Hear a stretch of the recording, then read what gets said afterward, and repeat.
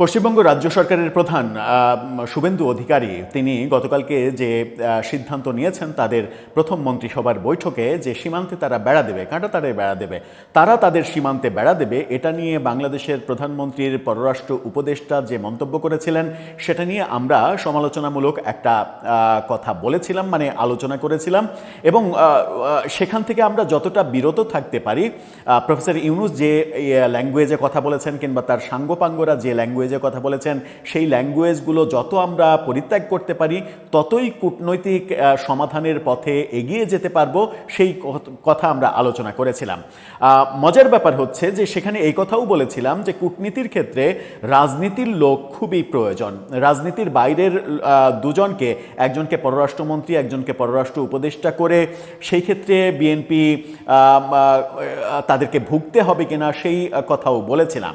এবার সত্যিকার যিনি রাজনীতির লোক, রাজনীতিতে পোড় খাওয়া মানুষ, বহু চড়াই উতরাই পেরিয়ে এসেছেন যিনি, রাজনীতির বহু উত্থান পতনের সাক্ষী যিনি, সেই স্বরাষ্ট্রমন্ত্রী সালাউদ্দিন আহমেদ তিনি কিন্তু ঠিকই বুঝেছেন যে ভারতের একটা রাজ্য সরকারের প্রধান কি বার্তা দিচ্ছে না দিচ্ছে সেটা নিয়ে বাংলাদেশের সরকারের, মানে ভারত সরকারের কোনো বক্তব্য না হলে বাংলাদেশের সরকারের পক্ষ থেকে কোনো ধরনের উস্কানিমূলক বক্তব্য যেন না হয়ে যায় সেই দিকে খেয়াল রাখা উচিত। স্বরাষ্ট্রমন্ত্রী ঠিক মানে পররাষ্ট্র উপদেষ্টার রিভার্স বক্তব্য দিলেন এবং এটাই শোভনীয়, এটাই প্রত্যাশিত, কারণ ভারতের সঙ্গে আমরা বন্ধুত্ব চাই, শত্রুতা চাই না। কি বুঝলেন স্বরাষ্ট্রমন্ত্রী, বুঝে কি কথা বললেন? পররাষ্ট্র উপদেষ্টা কেন সেটা বুঝতে পারেননি?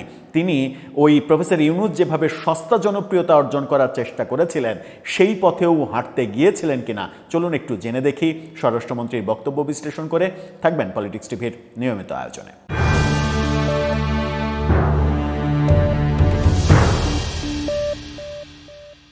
দর্শক, বলছিলাম স্বরাষ্ট্রমন্ত্রীর কথা। শুভেন্দু অধিকারী পশ্চিমবঙ্গের মুখ্যমন্ত্রী গতকালকে সিদ্ধান্ত নিয়েছেন বাংলাদেশের সীমান্তে কাঁটাতারের বেড়া দেবে। বাংলাদেশের সীমান্তে কাঁটাতারের বেড়া দেবে সেটা তো বাংলাদেশের জমিতে এসে দেবে না, বাংলাদেশের ভেতরে ঢুকে তারা তো কাঁটাতারের বেড়া দিতে আসবে না, ভারতের জমিতেই দেবে, তাদের ভূখণ্ডেই দেবে। তাদের জমিতে তাদের ভূখণ্ডে তার বেড়া দেবে, নাকি চীনের প্রাচীর বানাবে, নাকি খাল কাটবে, খাল কেটে সেই খালে কুমির চাষ করবে, সেটা তো একান্তই তার সিদ্ধান্ত, তাদের সিদ্ধান্ত, তাদের দেশের সিদ্ধান্ত। এখানে আমার দেশের নাক গলানোর কি থাকতে পারে? ব্যাপারটা পররাষ্ট্র উপদেষ্টা, প্রধানমন্ত্রীর পররাষ্ট্র উপদেষ্টা তিনি না বুঝলেও রাজনীতিতে পোড় খাওয়া এই মানুষটা সালাউদ্দিন আহমেদ তিনি ঠিকই বুঝেছেন এবং তার এই বক্তব্যটাকে আমরা সমর্থন করতে চাই। তিনি বলছেন কি দেখুন, কালের কণ্ঠের শিরোনামটা বলছেন, সীমান্তে কাঁটাতারের বেড়া ভারতের অভ্যন্তরীণ বিষয়। ইয়েস অ্যান্ড গুড, এটাই পারফেক্ট মন্তব্য। তারা তাদের সীমান্তে কাঁটাতারের বেড়া দেবে সেটা নিয়ে আমি মন্তব্য করতে যাব কেন? কেন আমি বলতে যাব যে কাঁটাতার দিয়ে বাংলাদেশের মানুষকে ভয় দেখানো যাবে না, ঢাকারও অনেক কিছু করার আছে? এটা তো ক্যাচাল বাঁধানোর ডায়লগ হয়ে যায়। আমরা নিশ্চয়ই ভারতের সঙ্গে ক্যাচাল বাঁধাতে চাই না। যে ক্যাচালটা প্রফেসর ইউনূস বাঁধিয়ে গেছেন সেই ক্যাচালটা আমরা ছুটাতে চাই, মুক্ত হতে চাই, সম্পর্ক বন্ধুত্বের পর্যায়ে নিতে চাই, কিন্তু ওই বক্তব্যটা বন্ধুত্বের পর্যায়ে নেওয়ার বক্তব্য না। এবার সালাউদ্দিন আহমেদ যেটা বললেন সেটাই প্রকৃত বক্তব্য এবং সেটাই প্রকৃত কূটনৈতিক বক্তব্য। কি বলছেন তিনি? ভেতরে ঢুকে ভারতীয় সীমান্তে যদি তারা কাঁটাতারের সীমানা নির্ধারণ করতে চায় তবে সেটা তাদের অভ্যন্তরীণ বিষয়, বলছেন স্বরাষ্ট্রমন্ত্রী। তিনি বলছেন, সীমান্তে অনুপ্রবেশ রোধ ও আইন শৃঙ্খলা পরিস্থিতি স্বাভাবিক রাখতে বিজিবি সার্বক্ষণিক সতর্ক রয়েছে। খুবই ভালো কথা, এটাই তো থাকার কথা। আমার দেশের বাহিনী, আমার দেশের সীমান্ত, আমার দেশের করণীয় সেটা আমি ভাববো, ওর দেশের করণীয় ও ভাববে। ওর করণীয় নিয়ে আমি কেন লাফাবো?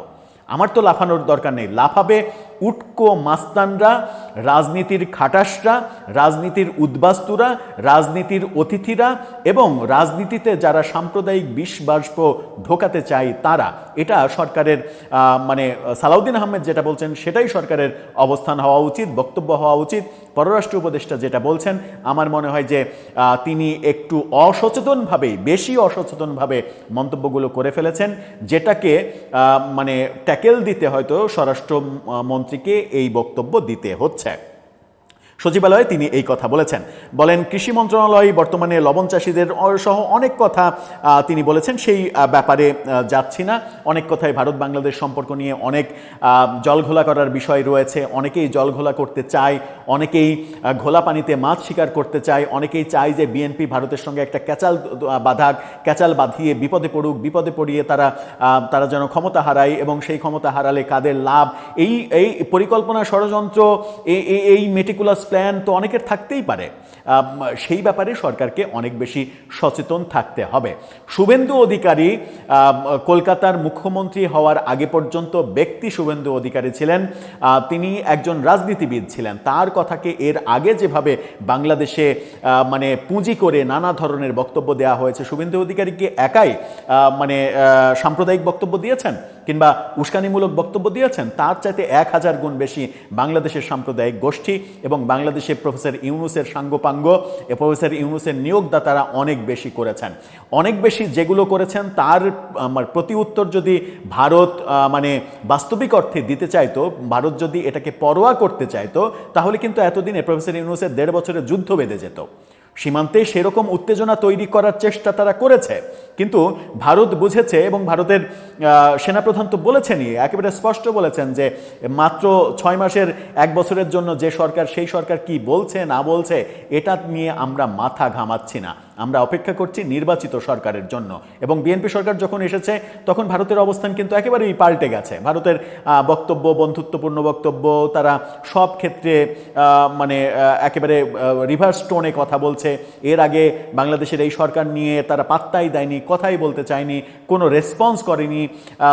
যে রেসপন্সগুলো এখন করছে, এখনও যারা ঘোলা পানিতে মাছ শিকার করতে চলেছে, মানে করে চলেছে, তাদের যেন লাভ হয় এরকম কথা সরকারি পর্যায় থেকে, সরকারের গুরুত্বপূর্ণ কোনো জায়গা থেকে যেন না আসে, এই ব্যাপারে সচেতন থাকতেই হবে সরকারকে।